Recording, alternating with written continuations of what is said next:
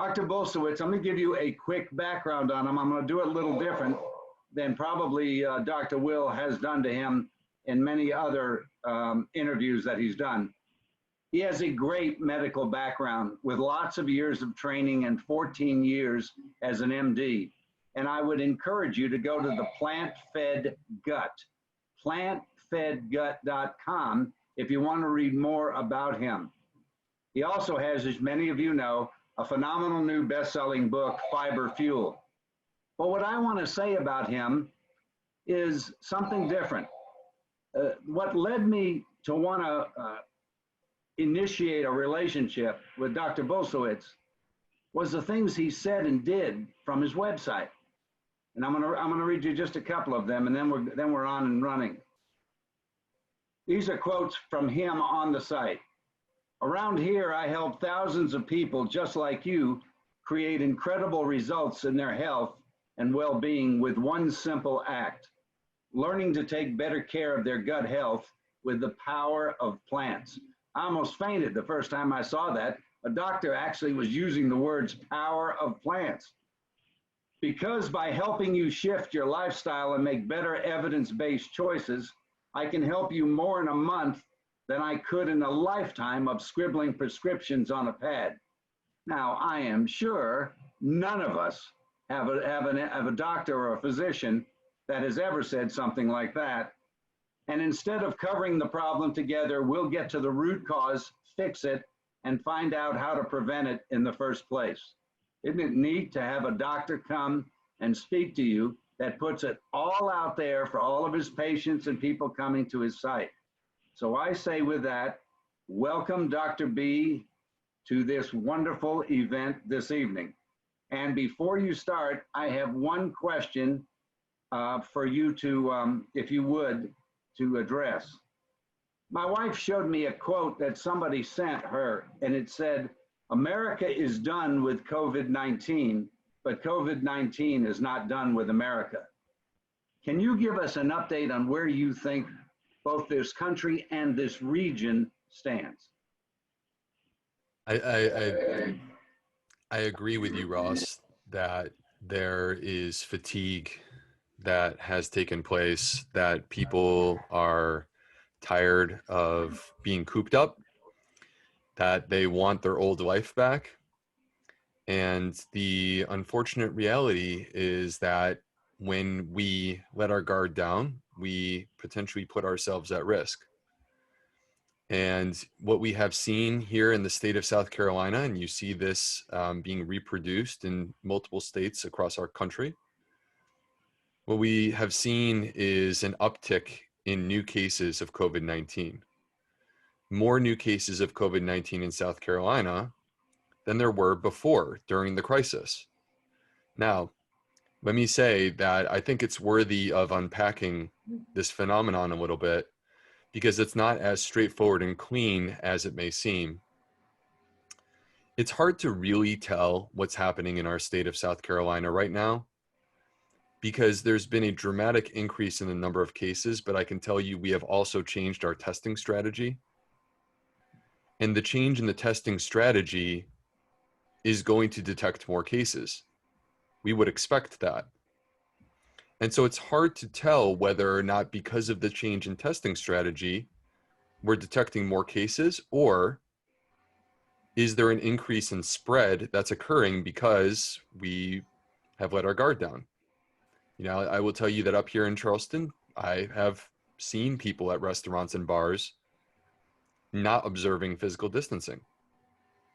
And I think that some people, with the fatigue that they feel towards this COVID-19 crisis, they have decided to sort of ignore the recommendations and potentially put themselves at risk. The issue, Ross, is that this uptick in cases, we won't know how legitimate it is for about 2 weeks. That's when you'll see whether or not there's an uptick in hospitalizations. That ultimately is going to tell me, I'll know better at that time if there's an uptick in hospitalizations in about 2 weeks. So far, there has not been an uptick in hospitalizations. And it's possible that many of the cases that we are now detecting are the result of us detecting cases that we would have never caught before because our testing strategy has changed and we're testing more people now. For example, if you have surgery here in Charleston, they will test you before you have your surgery. Whether you have symptoms or not, you will get a COVID-19 test. And if that COVID-19 test is positive, then you count as positive. But we were not doing that in April.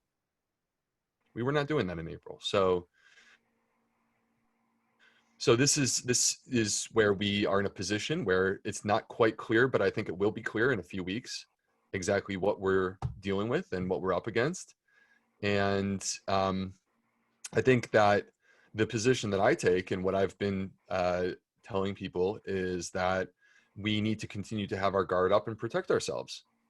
So if you take it upon yourself to, observe the rules and protect yourself, then independent of what's happening to other people, you are reducing the likelihood of it affecting you. And that's the important thing.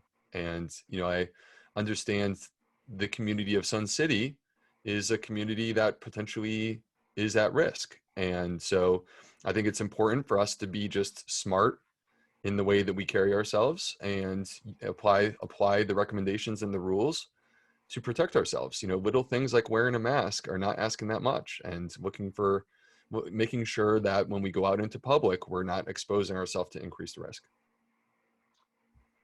Thank you very much. To start your presentation, I do have one question for you, and I want to also tell our members is we have a number of questions that we have collected from you for Dr. B. And if you have a question after listening to him during his presentation, put it in the chat box, and we have Ron Levecchi and Nancy Allen. They'll grab it and send it to me, and we'll include it at the end of this meeting. But here's one question that I think Dr. B would enjoy, so would everyone else. So how does it feel to be a famous author with your first book being a New York Times bestseller? And I might add, about 1 week after it came out. Yeah, thank you, Ross. I have to tell you, it's kind of weird, to be honest with you. Probably not the answer you would expect. I think when you take a step back for a moment, we all have an image in our mind of who we are, what our goals are. And I view myself as a doctor. And so when I was in residency at Northwestern and I won the highest award in my residency program, which is the Rombach Award, that to me, I can't tell you how over the moon I was when that happened, because that was the consummation of all my goals coming true.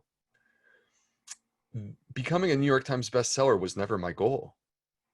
So when they called me and told me those magic words, I was just kind of stone-faced. I didn't really know what to do.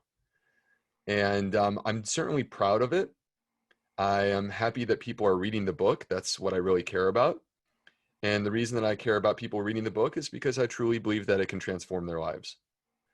And at the end of the day, what really matters the most to me, Ross, is that I'm getting messages from people literally from around the world on a daily basis, telling me about the way that this book has impacted their health, impacted their life.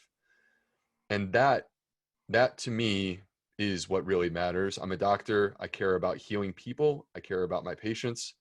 And that is where my priorities lie. Being a New York Times bestseller means that I likely will sell more books and have more people that read it. And there's a lot of good that comes with that. But at the end of the day, it's not the end all for me, it's never the goal. So I'm excited by it. I do love it. But at the same time, what I love more is when people are healed and they're better. That's really what matters the most. Thank you, sir. And the floor is yours. Wonderful, Ross. Thank you so much, my friend. I just want to first of all commend you. I think that you have done a fantastic job representing the Eat Smart, Live Longer clan, the club, and I appreciate you inviting me down to come and talk to you guys about plant-based gut health.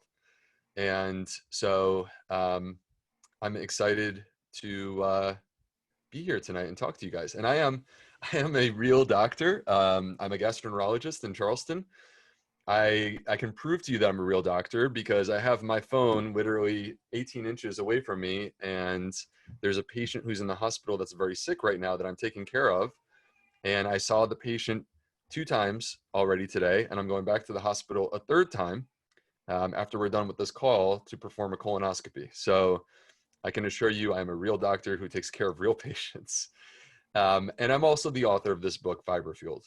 This is the book right here. And it has been doing incredibly well. And I'm excited. I'm excited about what's happening with this book and the movement that's underway to help us to understand how to heal our gut using the power of fiber, which has been so poorly understood and overlooked in our society.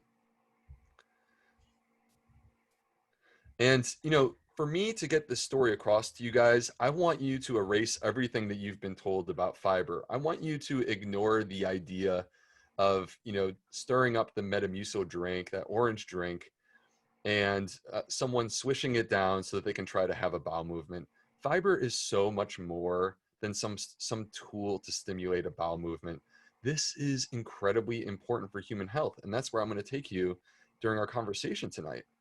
And as Ross said, I'm Dr. Will Bulsiewicz. I'm a gastroenterologist here in Charleston, and I have to tell you guys, like, I don't know how much you see this, but I have grown so sick and tired of the misinformation that exists on the internet. You know, this is a place that I've spent some time, and most of the things that you find people talking about have literally no evidence to support it. You know, I've grown so tired of these fad diets from these self-titled gut health experts. It's like anyone can claim that they're a gut health expert. Anyone can claim literally whatever they want on the internet. And that's part of what frustrates me, because that's not science. And science is what we really need. I think you guys deserve better. And, you know, science needs to be our compass, because the issue is this: science is not perfect. I wish it was. If it was perfect, then I would know exactly what to do for every single patient that's unique to their bio-individuality, unique to their genetic code, and even their microbiome. Science is not that perfect, but science is a compass, and a compass guides us in the right direction. We know when we use that compass what direction we have to move to get closer to our goal. And that's what it is. And when we don't observe that compass, we can get misled and end up in the wrong place. So we need to make this about the science. That's what I'm about. And, you know, for me, it goes back to Hippocrates. More than 2,000 years ago, before the time of Jesus, Hippocrates, the founder of Western medicine, of allopathic medicine, said this: all disease begins in the gut. This is the founder of medicine. We have lost sight of the teachings, the original teachings of medicine. And, you know, here I am, and I'm the product of these great institutions. Vanderbilt for college, Georgetown for med school, Northwestern for my residency. I was the chief resident there, and the University of North Carolina. And in addition to my conventional medical training, I also did research training. I got a master's degree from Northwestern in clinical investigation, and I did an epidemiology fellowship on a grant from the National Institute of Health at the University of North Carolina, which is the #2 rated school of public health in the country, tied with Harvard.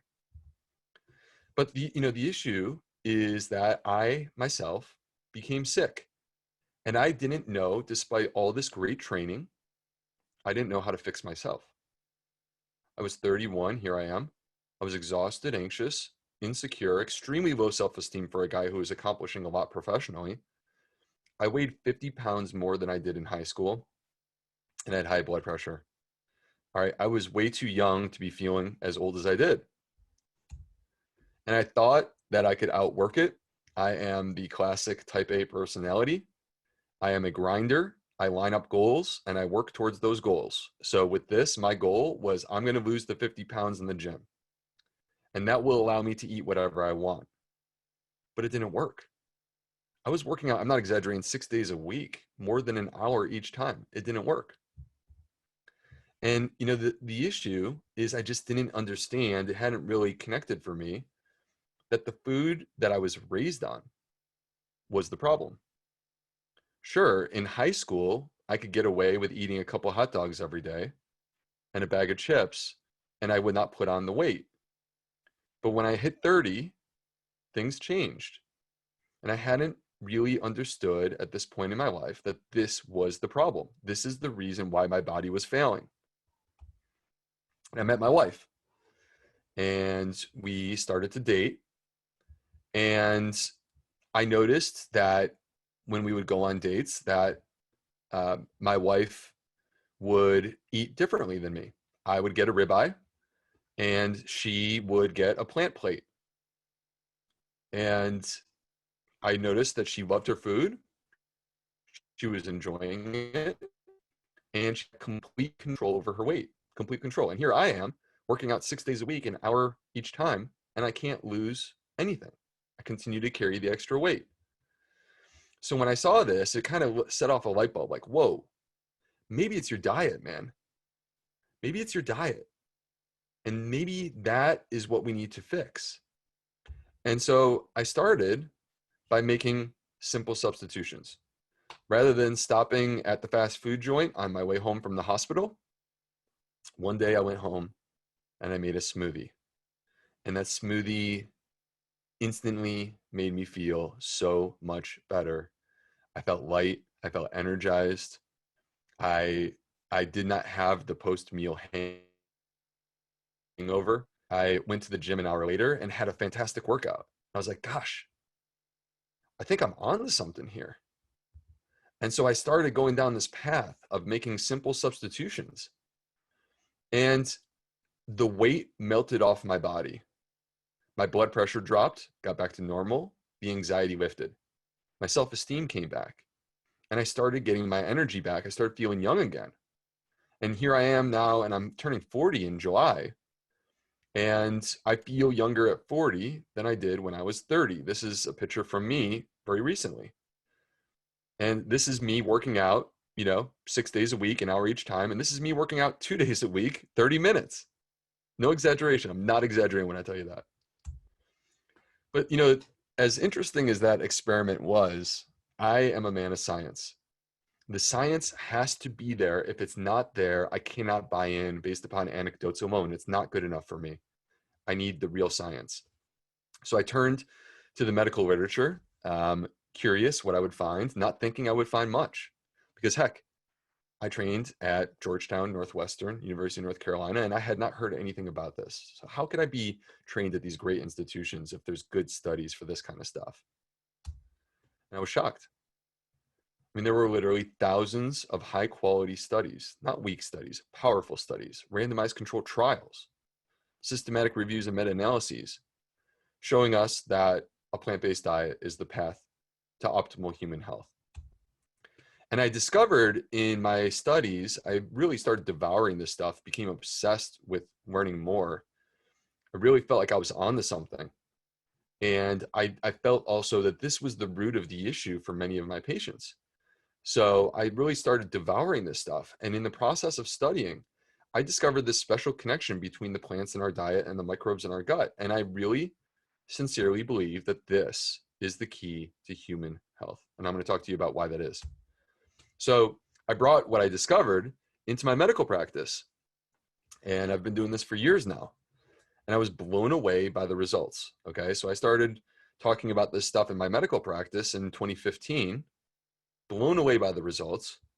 And so in 2016, I decided that I needed to start an Instagram account and talk about this. It was not good enough to keep treating people behind closed doors. I needed to actually spread this message. So I created my Instagram account, The Gut Health MD. And then I started doing podcasts, and I had this podcast right here with the Hill Planter. I did this in the summer of 2018 and it went viral. It's been downloaded 250,000 times. And that all led me to this place where I felt compelled to share the story in an organized format in a way that is structured so that a person can get the whole deal in one place. And that's my book. And today I'm going to share with you the transformative power of the gut microbiome and how we can optimize it. And this is not a fad. This is not a diet. This is not an idea. This is science-based. This is clinically proven. And this is a lifestyle trajectory that heals. It's sustainable. It's not something you do for 30 days. You stick with it and you change your life by changing your diet and lifestyle. So check out this number, you guys. 39. Okay. Whoa, how many zeros is that? Absurd. So this is hundreds, thousands, millions, billions, 39 trillion. This is the number of microbes that every single one of you has living in and on your body right now. Every single one of us has this many invisible microbes. You just can't see them. And to put it into perspective, how many this is, it's really hard to fathom a number that large. Take our solar system, the Milky Way, and take every single star in the solar system, and you would need 100 Milky Ways, 100 solar systems to equal the number of microbes that you have right now as a part of you, your constitution. More than 100 times the number of stars in the sky. So 39 trillion microbes, and they're made up of this combination of bacteria, fungi, archaea, parasites, and viruses. I'm going to talk a little more about those individually in a moment. But if you look at the number of human cells that you have, you are, without question, less than 50% human. More than 50% of the cells that you carry are these microbes. And there are thousands of species on this planet of microbes that may be a part of us as humans.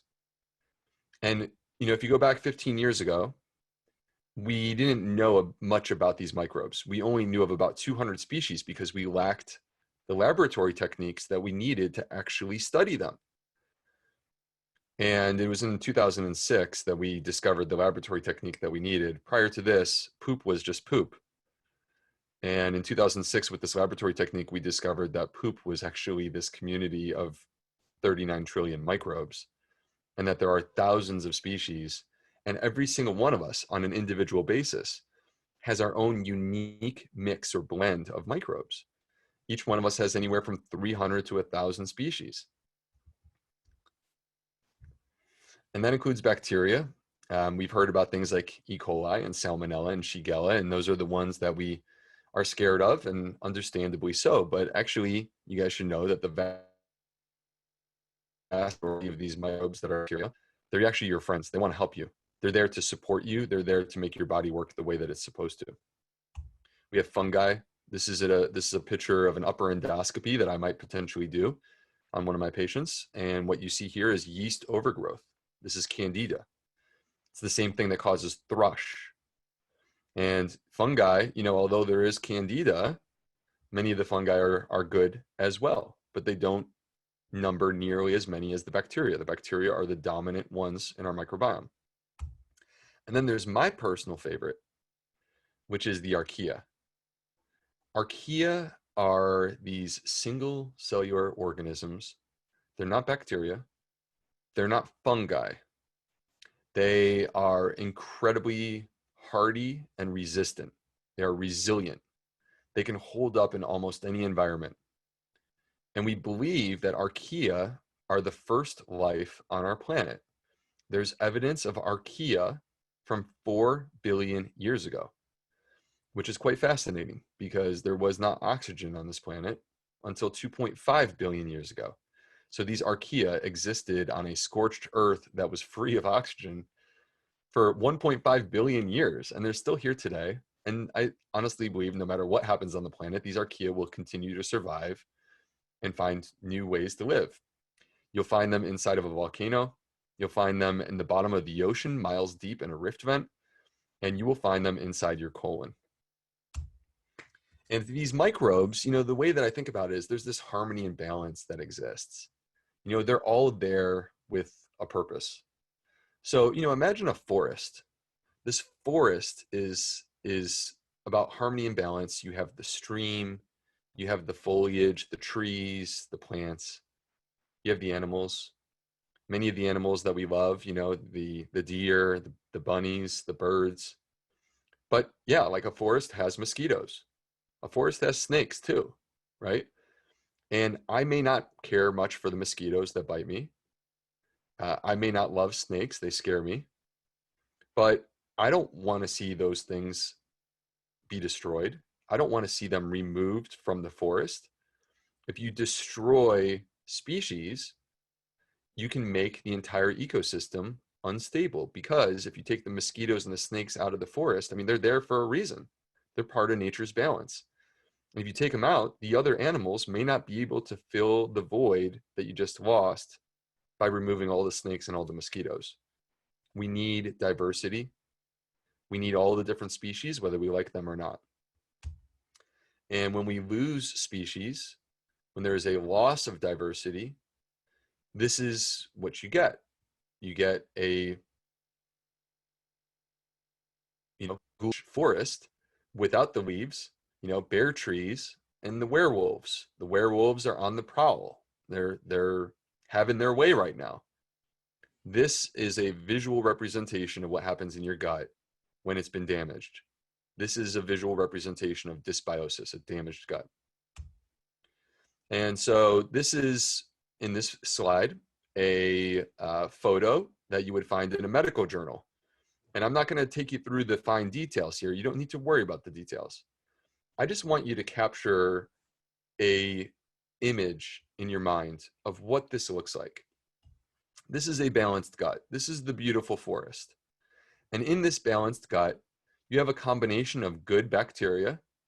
They're the dominant ones. They're mostly good bacteria. And you got some bad guys, the red ones. Okay, so you got a couple bad guys, but the bad guys are not really able to do anything because they're outnumbered by the good guys, and the good guys just dominate them and suppress them. And you also happen to have these things called short chain fatty acids that you'll find right here. And I'm going to be talking about these short chain fatty acids. Notice how prevalent they are in a nice, healthy, balanced gut. There's a lot of them. And then let's flip over here. This is a damaged gut. This is the dysbiosis. This is the werewolf forest, okay? And what you've seen is that the bad guys, the red ones, have taken over. They outnumber the good guys now. The good guys, there's a lot less of them.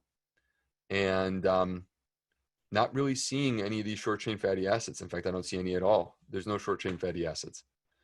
So this is what a damaged gut looks like, dysbiosis. And when people have dysbiosis, there's many ways that they can manifest those issues. There are many symptoms. You can see this list here of both intestinal symptoms and also extraintestinal symptoms, weight gain, fatigue, brain fog. All of these things that you see here can be associated with a damaged gut. So when we think about the role of our gut, it's kind of interesting. You think about human evolution, and there was never, I want you guys to understand, there was never a moment in human history where humans were sterile. We have always had a microbiome. Going back to the very first man, there's always been a microbiome. And that microbiome was a part of our evolutionary story. We evolved together. We co-evolved. And as we evolved through the years, we realized that these microbes do some things much better than we do as humans. We are big, we are strong, we are intelligent, but we are not adaptable. We can't evolve very quickly. They can. They're highly adaptable. They are evolving right now inside of you. I'm not exaggerating. And so because of that, we outsourced some of the most important human functions to them. Digestion is one of them. It comes as no surprise that access to our nutrients comes from the health of your microbiome. When you have a damaged gut, it will struggle to properly digest your food. And guess what? You will have gas, bloating, abdominal discomfort, nausea, vomiting, diarrhea, constipation. All those things can occur because you have a damaged gut. But there's more. The gut is so much more than just digestion. The gut is our immunity, our mood, our cognition, our metabolism, the balance of our hormones, and even the way we express our genetics. Let me break these out a little bit for you guys. Our immune system. 70% of our immune system lives in our gut. If you ask me, Dr. B, where does most of the immune system live? It's in your gut. And this is a graphic representation of what this looks like. In your gut, if you were to zoom in microscopically, what you would see is you would see the gut microbes inside the tube, we call it the lumen, inside the tube of the colon. This is where they mostly live, inside the colon. You have all of these gut microbes. Oh, and by the way, there's the short chain fatty acids again. They're there again. All right. Your gut has a lining, and this lining is called the epithelial layer. It's so thin that you can't see it with the naked eye. You need a microscope if you want to see the epithelial layer. But it is just a single layer of cells. See this? Just a single layer of cells. And on the other side of the epithelial layer is 70% of your immune system. And guys, these microbes are talking to the immune system right now. Their job is to train the immune system to know what is good and what is bad. And that is a very, very important job.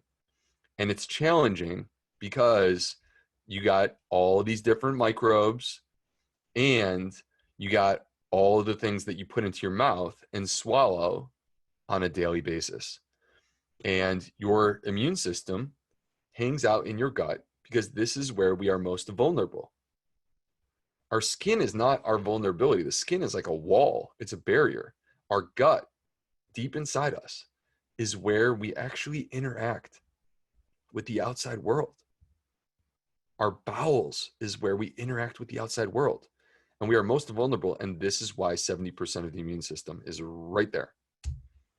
So when you damage the gut, you damage the immune system. I'm going to tell you guys right now, when I was preparing my book, I started looking into every single autoimmune condition that I could name. Some of these things, many of these things that are here, did not even exist when I was a kid. That's how young they are. They're new diseases.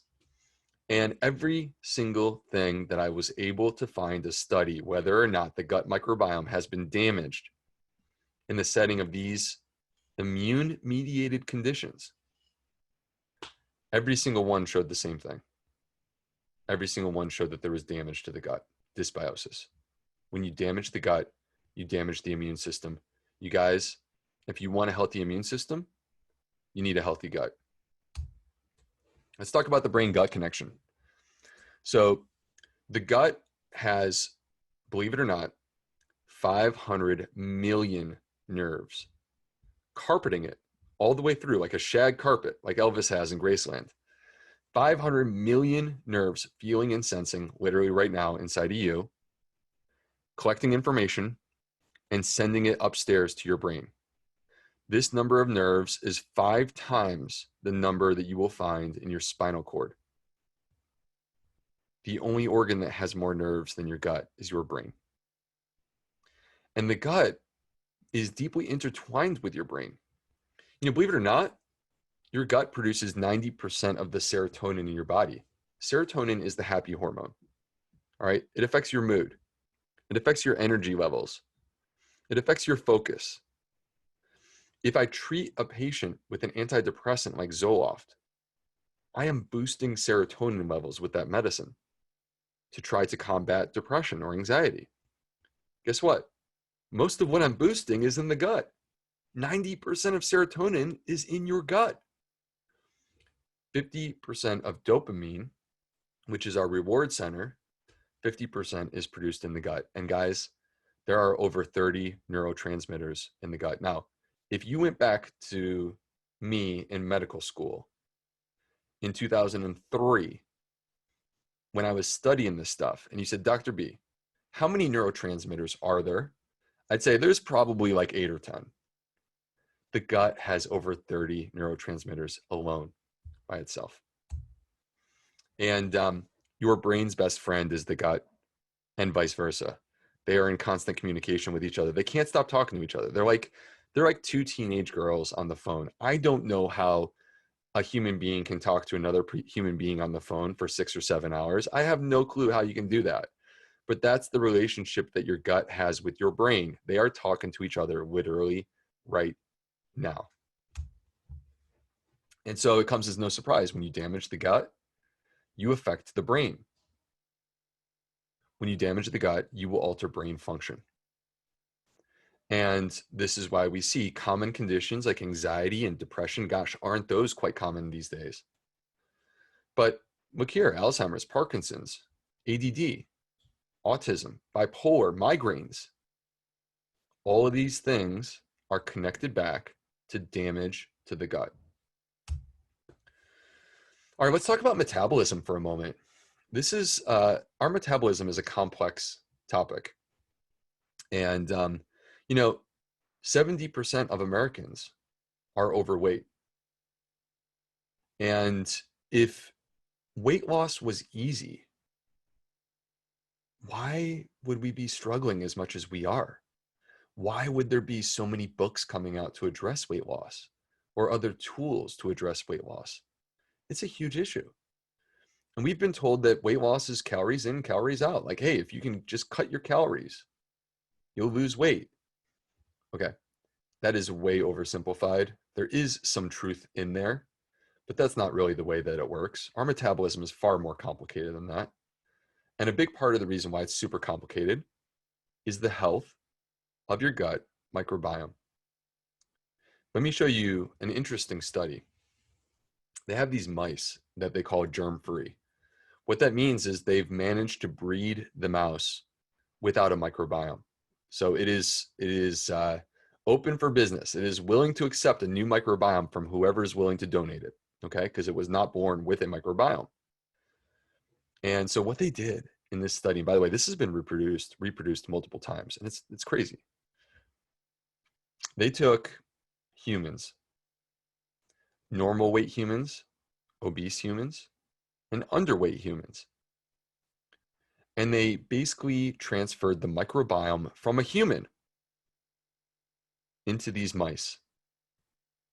So the mouse got a new microbiome from one of these three types of humans: normal weight, obese, or underweight. And then they fed these mice the exact same thing, same number of calories, no difference. And what they saw is that the body type of the human transferred in the stool to the mouse. The mouse that got the normal microbiome was normal. The mouse that got the obese microbiome became obese. The mouse that got the underweight microbiome became skinny. They were all fed the same number of calories. It is not calories in and calories out. That's not true. Your gut microbiome has a lot to say. So let's look at these metabolic conditions that are associated with damage to the gut: obesity, type 2 diabetes, coronary artery disease, hyperlipidemia, chronic kidney disease, gout. I mean, guys, hold up. We're talking about right here, right here, right here. That's 3 of the 10 biggest killers in the United States, and they're associated with damage to the gut microbiome. How about hormones? We think of hormones like we think of ovaries and testicles, and, there's different glands in the body. We think of them as being our hormone centers. The gut may be the biggest of them all. The gut may be the biggest of them all. It may be more important than the hormones or the ovary, or the hormones that you get from the ovaries and the testicles. And what's fascinating is that when you damage the gut, you can affect hormonal balance. So let me show you, like right here: endometriosis, endometrial hyperplasia, breast cancer, endometrial cancer. These are conditions of excessive estrogen. Polycystic ovary syndrome is a condition of excessive male sex hormones in a female patient. Androgens, hypothyroid, prostate cancer, erectile dysfunction. All of these things have been connected back to damage to the gut microbiome. And okay, this is the most abstract. This is the most difficult to sort of wrap your mind around. But this may also be the most powerful thing that I've said so far. Our genes and our genetics are completely intertwined with our gut microbiome. See, I want you to understand, I said before, you are less than 50% human. More than half your cells come from these microbes. But if you look at your genetic code, you're actually less than 1% human. 99.5% of your genetic code comes from the microbes living inside of you.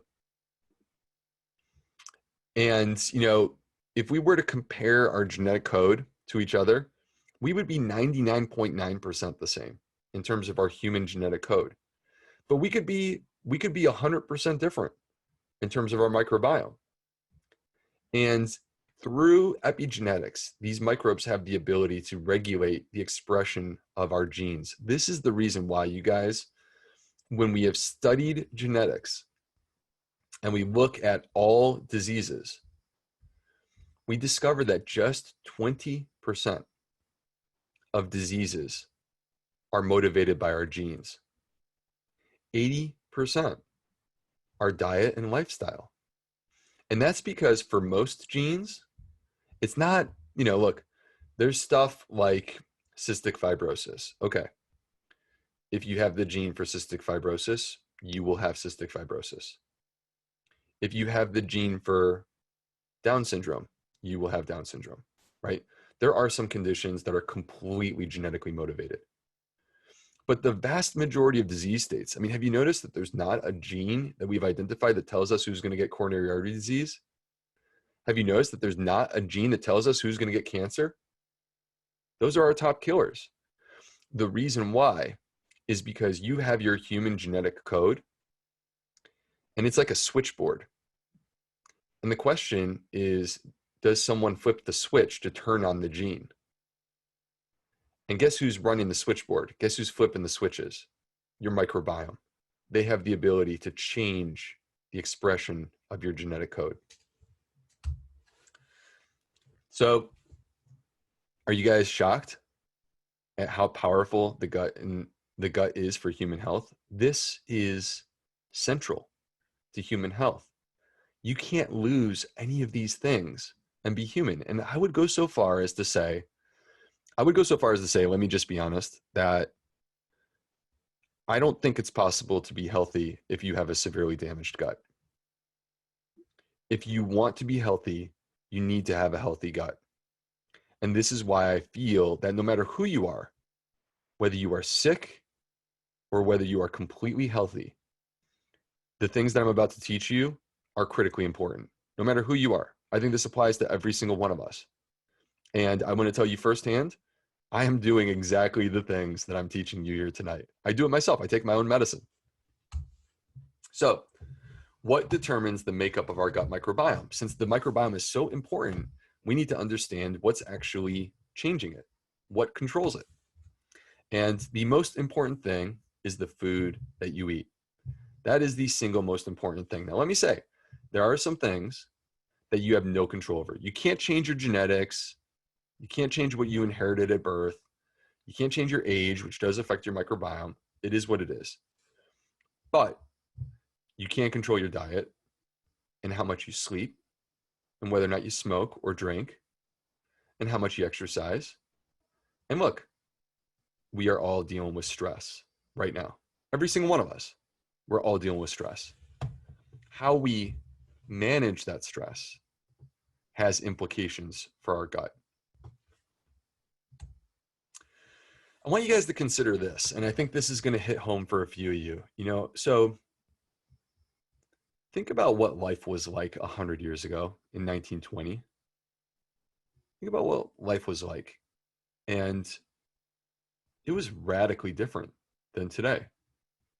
Think about, the supermarket, which was predominantly fresh produce, not much processed food, little if any, to be honest with you.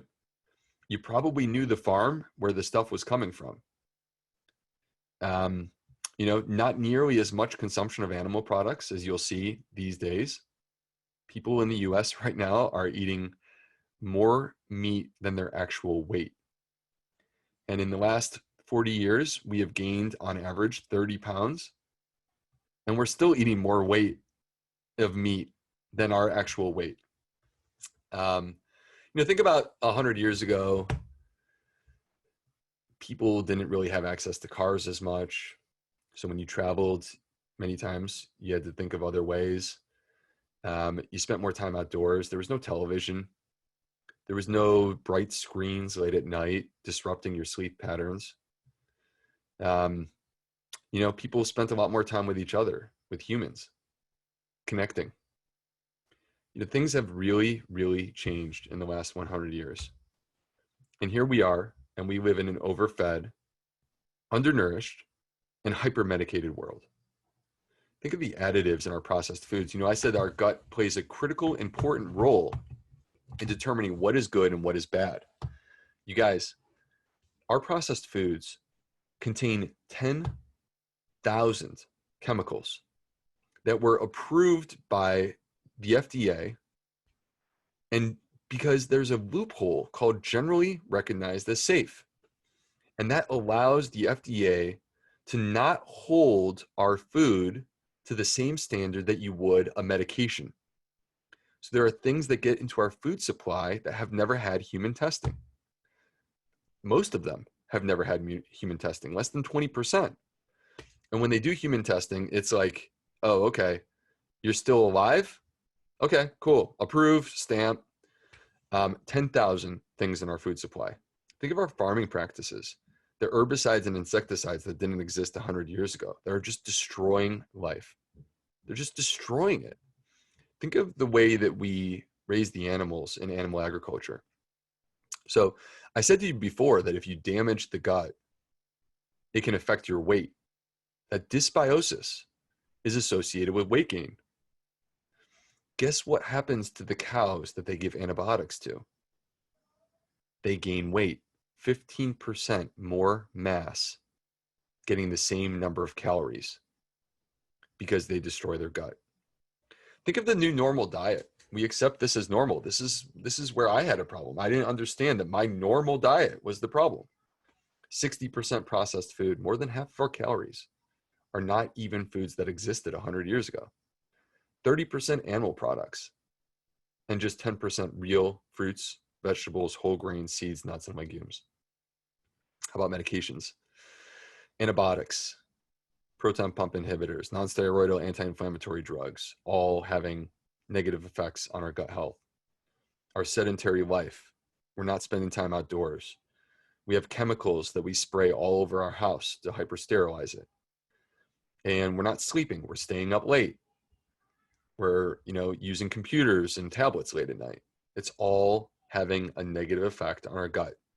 The last 100 years have been really, really pushing our gut, frankly, decimating our gut.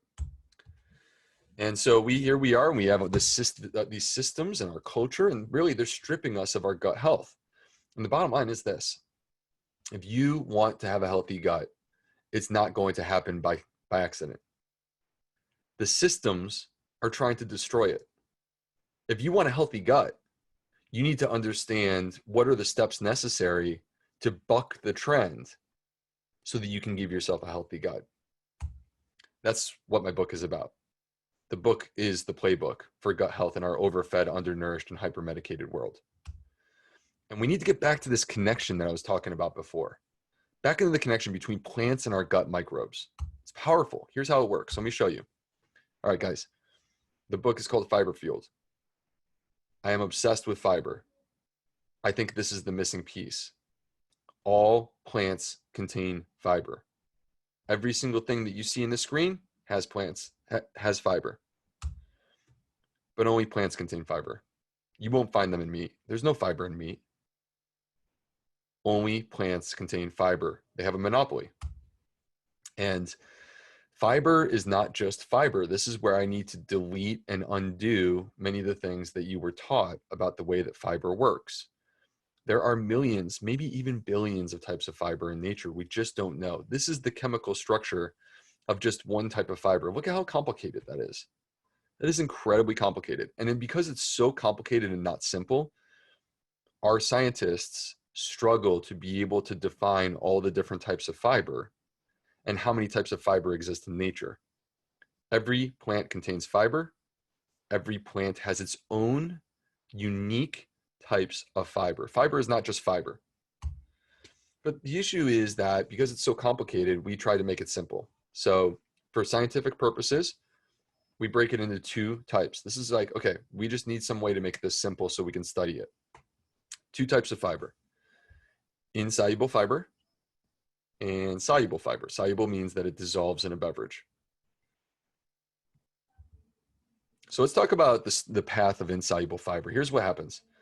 Insoluble fiber goes in the mouth, wiggles its way through the intestines, 15 feet of small intestine, 5 feet of colon, and basically it launches out the other end like a torpedo. Okay, that's insoluble fiber, just launches out the other end.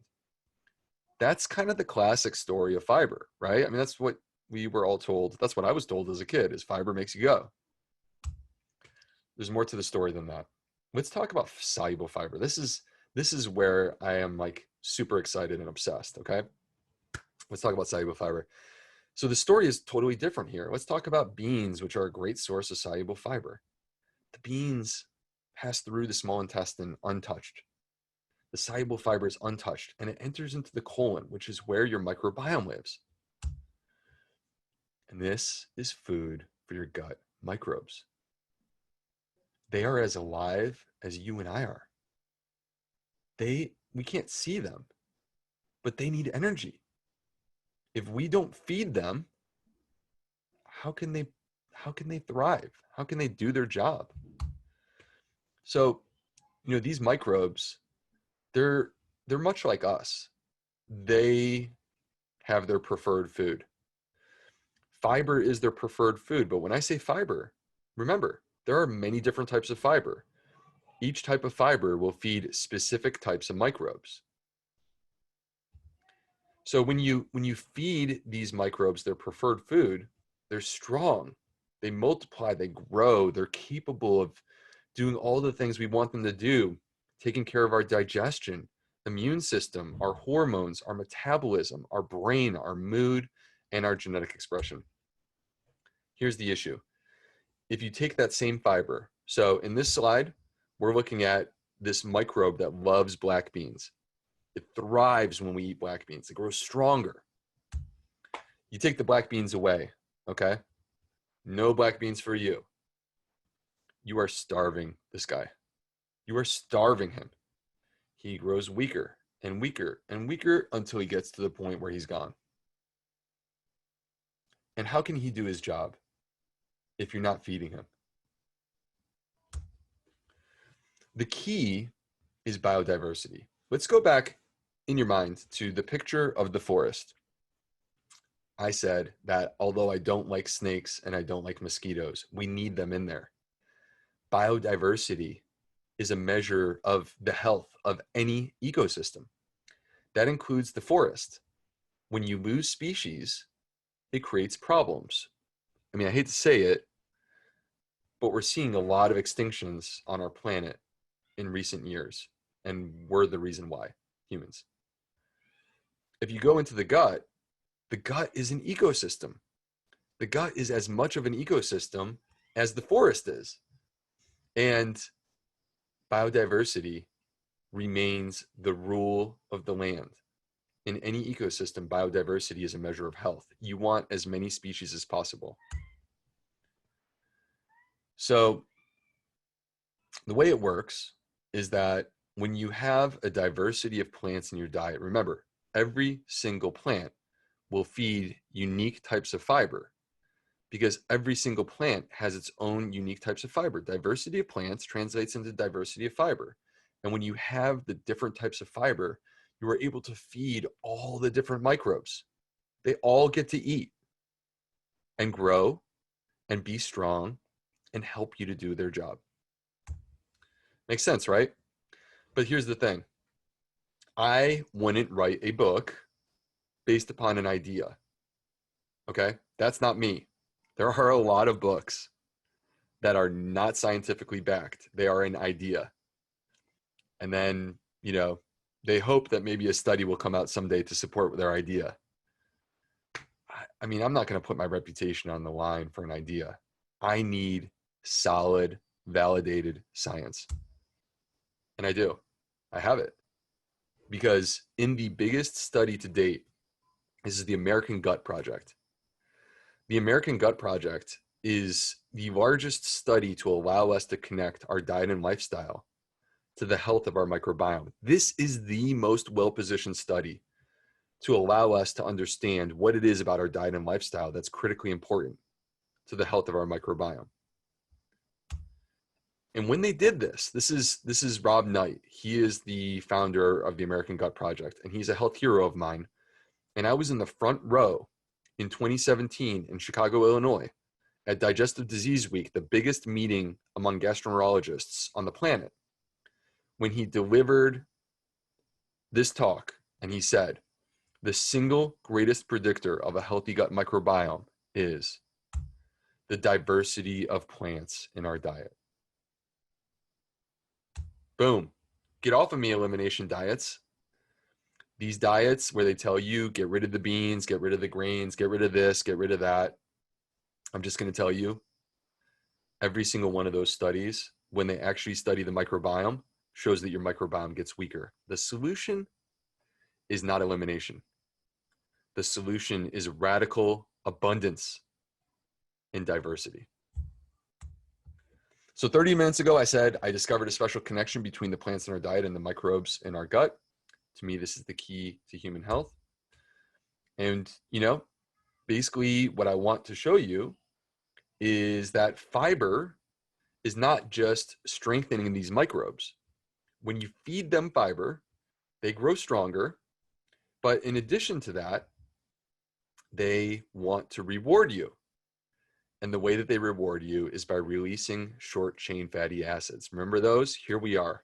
Acetate, propionate, and butyrate, short chain fatty acids. And these short chain fatty acids are postbiotics. You guys have heard of probiotics, right? Probiotics are the healthy microbes that have beneficial health effects for humans. You can take a probiotic capsule, but guess what? You have probiotics living inside of you right now. You have them. They're already there. And if you feed those probiotics and you give them prebiotics is their preferred food. If you feed the probiotic bacteria fiber, they will grow stronger. And then they will reward you by releasing postbiotics. Short chain fatty acids are postbiotics. And the entire point of the prebiotics, the entire point of the probiotics is that they give you postbiotics. This is the gut health game changer right here. And no one else is talking about this. So you are hearing it here first, the power of postbiotics. This is what you want.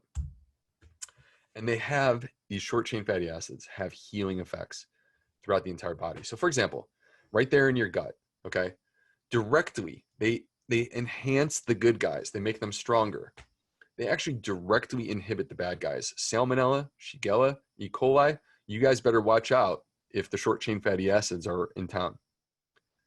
They actually reverse dysbiosis. We have evidence to suggest that this damaged gut, it's not permanent. You can walk it back. The way you walk it back is with short chain fatty acids, which you get from fiber.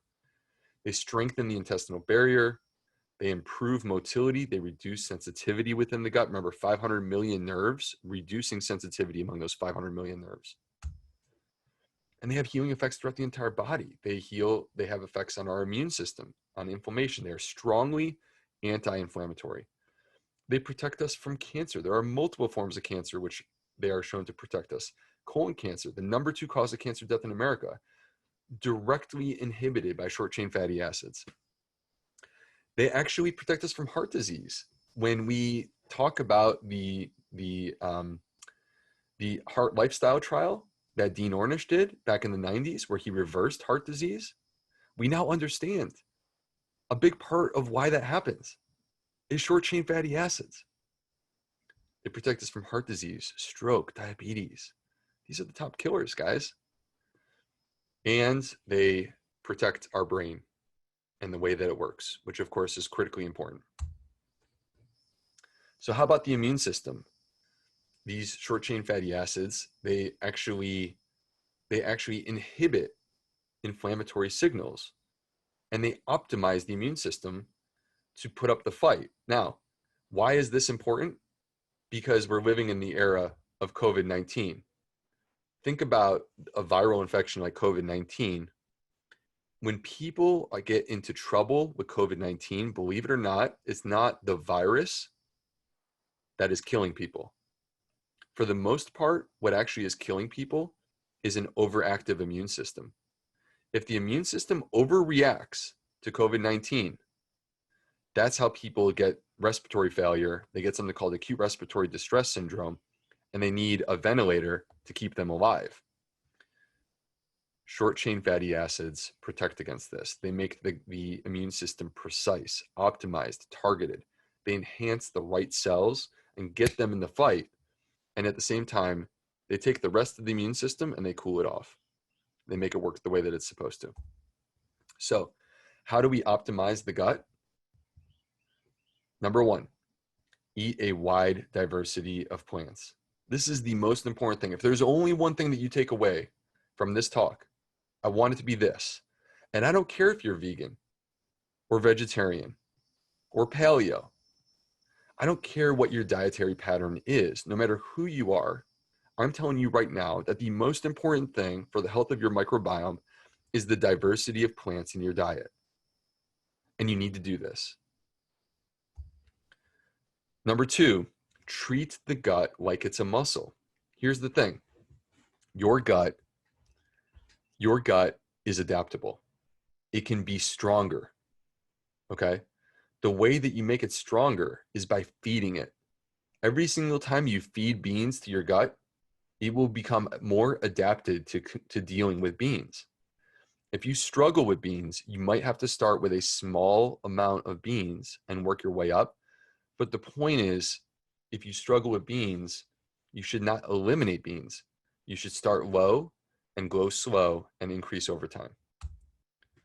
Speaking of exercise is actually great for the gut. They had a study out of Ireland looking at a rugby team, and they found that the rugby team, because of the exercise, developed a microbiome more capable of producing short-chain fatty acids. Once again, short-chain fatty acids are the currency of gut health. They're critically important. I want you to establish a strong nightly routine. It's important that we not go to bed too late, or that we not have too much screen time late in the day, or that we not be eating dinner at 10 o'clock at night. All of these things affect our gut. So here's the ideal way to do this, okay?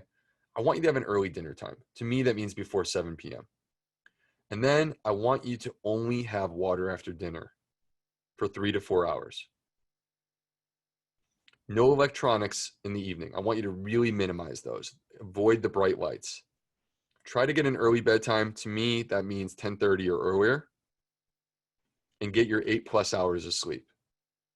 Really important. Sleep is so good for the gut. And I'm not a big believer in supplements. I'm going to tell you that right now. If I wanted to make money off of my book, I would be selling supplements. That's not what I believe in. The science doesn't say that. But I do believe in the value of a daily prebiotic supplement. This could be acacia powder or wheat dextrin, which you can find as Benefiber, or partially hydrolyzed guar gum. All of these are options. I actually I have all of these.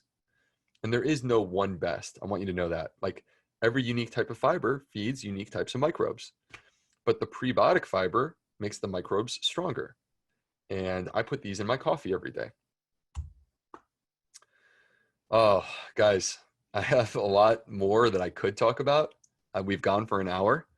And these are some of the topics right here that I did not cover during the talk that are covered in my book. And that's because, again, there's so much more that I want to say, and 1 hour is simply not enough to get all the points across. So this is my book, Fiber Fueled. It's out. It's been out since May 12th. It's in New York Times, USA Today, and Publishers Weekly bestseller. And I am very grateful for your time. You can find me, by the way, as Ross said, theplantfedgut.com. I have a free email newsletter. I have a research guide with all of the references, all 600 of them, from my book. Plus, it teaches you the basics of clinical research. I have a COVID-19 guide. And if you're on social media, Facebook or Instagram, you can find me as the Gut Health MD. And I thank you guys for your time. And I'm going to stop screen sharing. Dr. Bulsiewicz, that was a tremendous presentation, and thank you so much. I know you've got a patient waiting on you at the hospital, so I'm going to keep the questions to a minimum for you, but here on a quick give and take. One of the things I was really interested in when you started talking about this was, would you explain where you first started talking about the power of plants to your patients? How did they react to this? Oh, wow. Ross, I was actually, so very close to where you guys are in Sun City. I was in practice in Savannah, okay, in 2014. I finished my GI training at the University of North Carolina. I took a job in Savannah. I was there for 2 years. And the population in Savannah is different than it is where I am now in Mount Pleasant. And, my thing is this at the end of the day, and you'll see this if you read my book. I want to meet you where you are. I am not here to try to ram my idea of what an optimal diet is down your throat. I want to meet you where you are, particularly when I'm talking about the person who's eating the way that I used to eat, which is 10% plants, 60% processed, and 30% meat, dairy, and eggs. So I want to meet these people and I want to help them on the way. And no matter what patient I'm taking care of, they could be vegan, or they could be keto, or they could be anything in between. And my goal is to try to convince them to start down a path where they ramp up the plants in their diet and they increase the plant-based diversity. And you have to meet the person where they are and set realistic goals. So not everyone is going to be vegan. I would love for that to be the case. But I want to take those people who are 10% plants, and I will be celebrating when they are up to 50% or 60%. What are your thoughts about non-dairy yogurts? Any suggestions of a kind for those who have nut allergies and cannot consume the almond cashew types? Yeah, gosh. So I'll be honest with you. I'm not a huge yogurt fan, so it's hard for me to give you a great recommendation on which one. So cashew is good because of the fat content, and that's the reason why it makes a very creamy yogurt. That's the motivation for a lot of people. I personally would not recommend a coconut-based yogurt because I don't know if you guys realize this, but coconut fat is predominantly saturated fat, which is the same fat that you find in meat. And so I want you to be careful. Like, coconut oil is not to be used liberally. Coconut oil contains a lot of saturated fat. Saturated fat actually damages the gut. Sorry that I didn't directly answer as well as I could have, Ross. You said oil. Just to show you that many of our members are already reading your book, why do some of the recipes in your book include olive oil for sautéing when we believe oil has no fiber because of it being processed and can be detrimental to cardiac health in some cases? Yeah, it's a valid and fair question. And in my author's note, so first of all, I feel that I made very clear my position on oil, which is that I am certainly not encouraging oil. That I believe that less is certainly more when it comes to oil. And in my author's note in the front of the book, I said that we need to discuss with our doctor or our caring physician the implementation of this individualized diet. If you have heart disease, or you are trying to lose weight, or you have type 2 diabetes, you should 100% be no oil. Now, why is there some oil in the recipes? Because I did not write this book for vegans, to be honest with you, Ross. I wrote this book for the person that I was 10 years ago. And I wrote it in a way that I'm trying to make a convincing argument to myself from 10 years ago when I was unhealthy and eating a poor diet. I'm trying to make a convincing argument to that young man to become plant-based.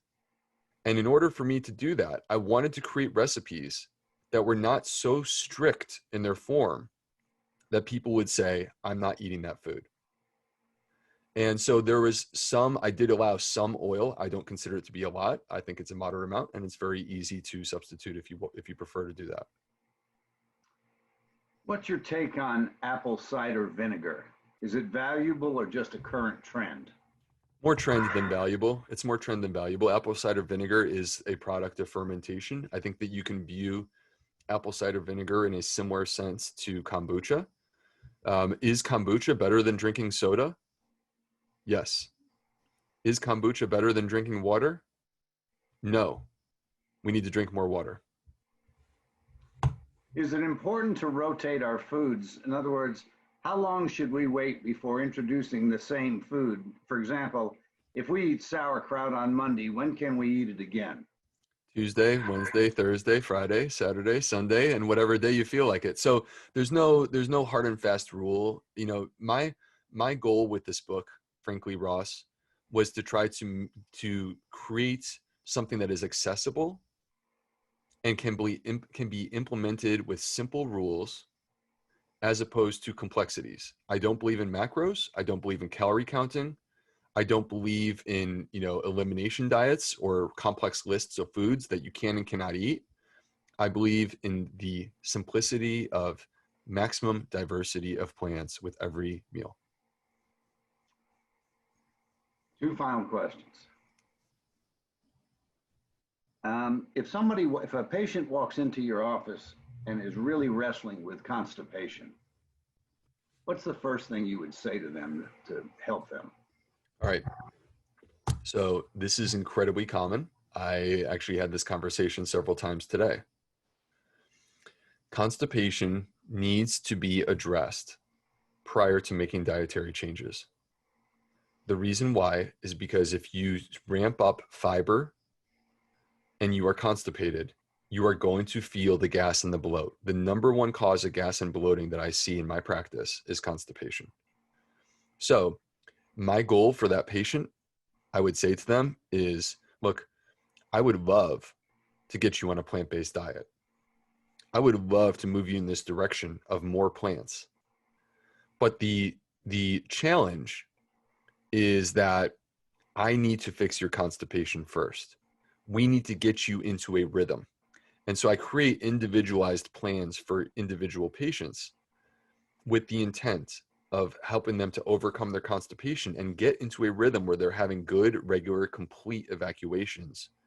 And they feel good. And when they feel good, you can open up their diet and they can consume so much more fiber and feel great in doing so. Last question. Can too much fiber result in multiple bowel movements, as in 4 to 5 times a day? How much is too much fiber, if there is such a thing? All right. There is such a thing, but I also don't believe, so let me unpack this a little bit. There is such a thing as too much fiber on an individualized basis. There's no amount that you can't get yourself to eat, okay? Our ancestors, when they've studied tribes of hunters and gatherers that live in Tanzania, they consume more than 100 grams of fiber per day. You know what the average American gets? 15 to 18 grams of fiber per day.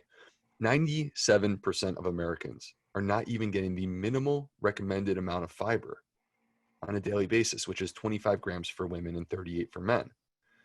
There is no such thing as too much, but on an individual basis, there is such a thing as too much when you go too hard, too fast, and you're adapting to a plant-based diet. It comes back to this idea of treat your gut like it's a muscle. If you haven't been in the gym, you wouldn't walk into the gym and grab the heaviest weight on the rack.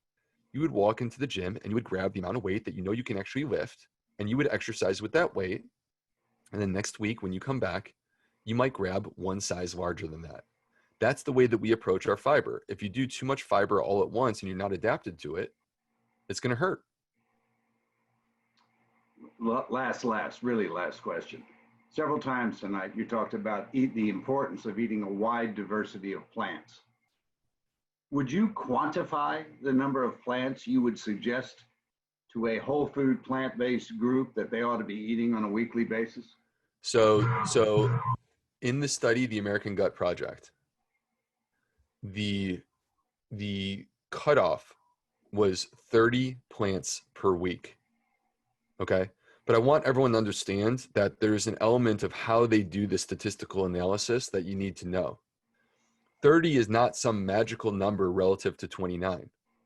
30 is better than 29. 31 is better than 30.